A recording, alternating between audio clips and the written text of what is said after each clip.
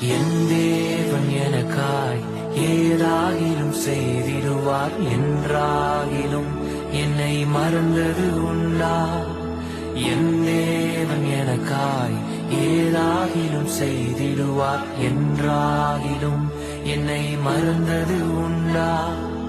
என் தேவன் எனக்காய் ஏதாகிலும் செய்திடுவார் என்றாகிலும் என்னை மறந்தது